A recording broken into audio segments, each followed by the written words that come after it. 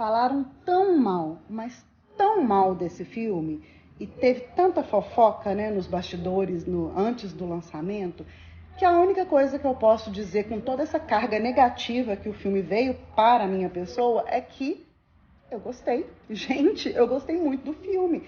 Ele não inventa roda, ele é mais um filme desses que questionam essa questão de tempo, espaço, realidade, fantasia, que eu amo essa temática.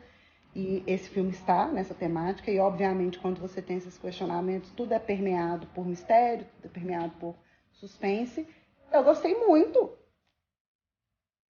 surpreendentemente, assim, surpreendentemente do tanto que as pessoas falaram mal antes. Eu gostei, assim, Florence Pugh, gente, assim, qualquer coisa, eu falo muito assim, né, mas enfim, qualquer coisa que essa menina faça, a gente tem que ver, porque ela é muito, muito boa.